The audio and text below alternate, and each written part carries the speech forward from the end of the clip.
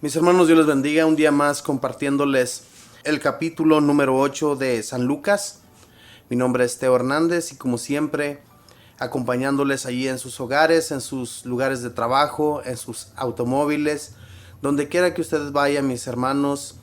Yo les hago siempre la invitación a que estemos atentos, a que abramos nuestro corazón al mensaje de hoy. El mensaje de hoy, mis hermanos, del capítulo número 8 es muy hermoso para nuestra vida personal, para que lo acojamos a nuestro corazón y lo pongamos en práctica también con nuestros compañeros, con nuestros hermanos, con nuestra familia, con quien quiera que nosotros andemos. Compartamos el mensaje de Dios, de lo que nosotros acabamos de aprender, o como cuando vamos a misa. Recordemos que en misa, cuando nos leen los evangelios, cuando nos leen las lecturas, de todo eso nosotros aprendemos. Los sacerdotes nos hacen un bello recuento, nos dan el sermón y entonces tenemos que estar atentos a ello. No estar pensando en lo que vamos a comer cuando salgamos, a qué lugar vamos a ir a pasearnos, hoy día vamos a visitar a nuestros hermanos. Todo eso, mis hermanos, va a suceder, pero no estemos pensando en eso cuando estemos en misa, cuando estemos atentos al mensaje de Dios. El mensaje de Dios se debe acoger en el corazón y abrámosle el corazón a nuestro Señor Jesús, que lo que Él quiere para nosotros no es malo, es bueno. Voy a comenzar pues en este momento, en el nombre del Padre y del Hijo y del Espíritu Santo. Amén. Jesús iba recorriendo ciudades y aldeas predicando y anunciando la buena nueva del reino de Dios.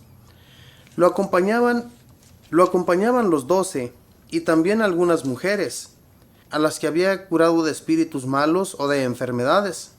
María, por sobrenombre Magdalena, de la que habían salido 7 demonios. Juana, mujer de un administrador de Herodes, llamado Cusa. Susana y varias otras que lo atendían con sus propios recursos.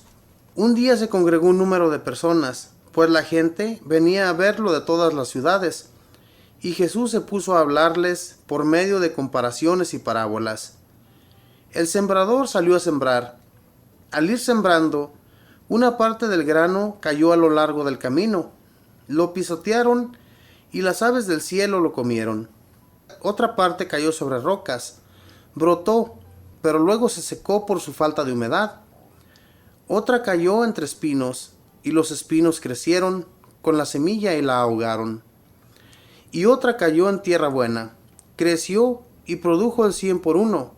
Al terminar, Jesús exclamó: «Escuchen pues, si ustedes tienen oídos para oír». Sus discípulos le preguntaron qué quería decir aquella comparación. Jesús les contestó: «A ustedes se les concede conocer los misterios del reino de Dios, mientras que a los demás les llegan parábolas. Así pues, mirando no ven y oyendo no comprenden». Aprendan lo que significa esta comparación. La semilla es la palabra de Dios. Los que están a lo largo del camino son los que han escuchado la palabra, pero después viene el diablo y la arranca de sus corazones, pues no quiere que crean y se salven. Lo que cayó sobre la roca son los que, al escuchar la palabra, la acogen con alegría, pero no tienen raíz. No creen más que en un tiempo y fallan en la hora de la prueba. Lo que cayó entre espinos son los que han escuchado, pero las preocupaciones, las riquezas y los placeres de la vida los ahogan mientras van caminando y no llegan a madurar. Y lo que cae en tierra buena son los que reciben la palabra con un corazón noble y generoso, la guardan y perseveran y dan fruto. Nadie enciende una lámpara para cubrirla con una vasija o para colocarla debajo de la cama. Por el contrario, la pone sobre un candelero para que los que entren vean la luz. No hay nada escondido que no deba ser descubierto, ni nada tan secreto que no llegue a conocerse y salir a la luz. Por tanto, fíjense bien en la manera como escuchan, porque al que produce se le dará, y al que no tiene se le quitará hasta lo que cree tener. Su madre y sus hermanos querían verlo, pero no podían llegar hasta él por el gentío que había. Alguien dio a Jesús este recado: tu madre y tus hermanos están fuera y quieren verte. Jesús respondió: mi madre y mis hermanos son los que escuchan la palabra de Dios y la cumplen. Un día subió Jesús a una barca con sus discípulos y les dijo: crucemos a la otra orilla del lago. Y remaron mar adentro. Mientras navegaban, Jesús se durmió. De repente se desencadenó una tempestad sobre el lago y la barca se fue llenando de agua a tal punto que peligraban. Se acercaron a él y lo despertaron: Maestro, maestro, estamos perdidos. Jesús se levantó y amenazó al viento y a las olas encrespadas. Se tranquilizaron y todo quedó en calma. Después les dijo: ¿dónde está su fe? Los discípulos se habían asustado, pero ahora estaban fuera de sí y se decían el uno al otro: ¿quién es este? Manda a los vientos y a las olas y le obedecen. Llegaron a la tierra de los Gerasenos, que se halla al otro lado del lago, frente a Galilea. Acababa Jesús de desembarcar cuando vino a su encuentro un hombre de la ciudad que estaba poseído por demonios. Desde hacía mucho tiempo no se vestía ni vivía en casa alguna, sino que habitaba en las tumbas. Al ver a Jesús, se puso a gritar y se echó a sus pies. Le decía a voces: ¿qué quieres conmigo, Jesús, Hijo del Dios Altísimo? Te lo ruego, no me atormentes. Es que Jesús ordenaba al espíritu malo que saliera de aquel hombre. En muchas ocasiones el espíritu se había apoderado de él y lo había llevado al desierto. En esos momentos, por más que lo ataran con cadenas y grillos para someterlo, rompía las ataduras. Jesús le preguntó: ¿cuál es tu nombre? Y él le contestó: Multitud, porque muchos demonios habían entrado en él, y rogaban a Jesús que no les ordenara volver al abismo. Había en ese lugar un gran número de cerdos comiendo en el cerro. Los demonios suplicaron a Jesús que les permitiera entrar en los cerdos, y él se los permitió. Salieron pues del hombre para entrar en los cerdos, y toda la piara se precipitó de lo alto del acantilado, ahogándose en el lago. Al ver los ciudadanos lo que había ocurrido, huyeron y llevaron la noticia a la ciudad y a los campos. La gente salió a ver qué había pasado y llegaron a donde estaba Jesús. Encontraron junto a él al hombre del que habían salido los demonios, sentado a sus pies, vestido y en su sano juicio. Todos se asustaron. Entonces los que habían sido testigos les contaron cómo el endemoniado había sido salvado. Un miedo muy fuerte se apoderó de ellos, y todo el pueblo del territorio de los Gerasenos pidió a Jesús que se alejara. Cuando Jesús subió a la barca para volver, el hombre del que habían salido los demonios le rogaba que lo admitiera en su compañía. Pero Jesús lo despidió diciéndole: vuélvete a tu casa y cuenta todo lo que Dios ha hecho por ti. El hombre se fue y publicó en la ciudad entera todo lo que Jesús había hecho por él. Ya había gente para recibir a Jesús a su regreso, pues todos estaban esperándolo. En eso se presentó un hombre llamado Jairo, que era dirigente de la sinagoga. Cayendo a los pies de Jesús le suplicaba que fuera a su casa, porque su hija única, de unos 12 años, se estaba muriendo. Y Jesús se dirigió a la casa de Jairo, rodeado de un gentío, casi lo sofocaba. Entonces una mujer que padecía hemorragias desde hacía 12 años y a la que nadie había podido curar, se acercó por detrás y tocó el fleco de su manto. Al instante se le detuvo el derrame. Jesús preguntó: ¿quién me ha tocado?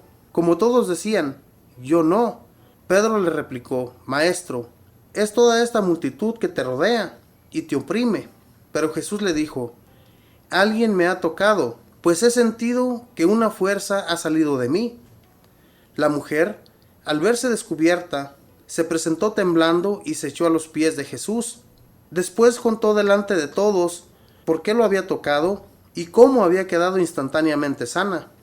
Jesús le dijo: Hija, tu fe te ha salvado, vete en paz. Estaba aún Jesús hablando cuando alguien vino a decir al dirigente de la sinagoga: Tu hija ha muerto, no tienes por qué molestar más al maestro. Jesús lo oyó y dijo al dirigente: No temas, basta que creas y tu hija se salvará. Al llegar a la casa, no permitió entrar con él más que a Pedro, Juan y Santiago, y al padre y a la madre de la niña. Los demás se lamentaban y lloraban en voz alta, pero Jesús les dijo: No lloren, la niña no está muerta, sino dormida. Pero la gente se burlaba de él, pues sabían que estaba muerta. Jesús la tomó de la mano y le dijo: Niña, levántate. Le volvió su espíritu. Al instante se levantó, y Jesús insistió en que le dieran de comer. Sus padres estaban fuera de sí, y Jesús les ordenó que no dijeran a nadie lo que había sucedido. Palabra del Señor. Gloria a ti, Señor Jesús. Mis hermanos, ¿cuántas cosas nuestro Señor no ha hecho en nuestras vidas? ¿Cuántos milagros y cuántas enseñanzas aún nosotros en la actualidad no hemos recibido de nuestro Señor? Son muchísimas las explicaciones que nuestro Señor Jesús, a través de sus evangelios, recibimos. Todas estas curaciones que en aquel tiempo llegó a realizar Jesús en presencia de sus ojos, sea que todos los que presenciaban se quedaban admirados de lo que Jesús realizaba. Nosotros hoy en la actualidad miramos los milagros clarísimos en nuestra vida, y aún así nos quedamos como sordos, como que no entendimos los mensajes que Jesús nos explica, y nos los explica claramente para que los entendamos. Cuando Jesús pone la explicación del sembrador, somos así en realidad, somos como esa semilla que va siendo regada en el campo. Cuando caen en las rocas, sabemos bien que esas semillas no van a dar fruto, porque, como lo dijo Jesús, el sol las seca y ni siquiera dan fruto alguno. Y todas las semillas que van cayendo, dependiendo de donde caigan, así somos nosotros, hermanos. Cuando los problemas llegan y nos ahogan, como a esa semilla que cayó bien en tierra, pero salió hierba junto a esas plantas y las ahogaron. Así nos ahogan también los problemas de la vida a muchos. Somos iguales. Cuando Jesús calma la tempestad, cuando esos discípulos que le piden a Jesús que los salve porque ya se sentían ahogarse, dice la palabra de nuestro Señor que el agua estaba a punto de hundir la barca. Sin embargo, estos asustados van y despiertan a Jesús. Jesús calmado, como si él ya supiera lo que iba a suceder. Va y ordena al viento y a las olas, y éstas llegan a una completa tranquilidad. Todos se quedan asombrados. ¿Por qué se asombran de lo que Jesús realiza? Si otros milagros ya los habían visto realizados por sus manos, por sus palabras. Es que nuestro Señor, mis hermanos, tiene el poder para hacer todas las cosas. Más adelante, cuando llegan a tierra, cuando llega nuestro Señor a esa tierra de los Gerasenos, y que va este endemoniado al encuentro de Jesús, este endemoniado, dice la palabra del Señor, que no lo podían atar ni con grillos ni cadenas, las rompía. Y es que no era la fuerza de él, no era la fuerza del hombre, era la fuerza del mismo demonio que hacía los trabajos por este hombre. Toda la gente que se encontraba alrededor de esa ciudad estaba espantada con este hombre, ni siquiera se podían acercar. Dice también la palabra de nuestro Señor que los demonios lo llevaban al desierto. ¿Se imagina el sufrimiento de este hombre? Todo lo que tuvo que pasar por causa de estos demonios que entraron en su vida. Nosotros, hermanos, cuando le abrimos las puertas al demonio, también eso nos puede suceder. Pueden entrar demonios en nuestro cuerpo, porque nosotros le permitimos que eso suceda. Por eso, todo lo que hagamos, hagámoslo en el nombre de Jesús, en el nombre de nuestro Señor que todo lo puede.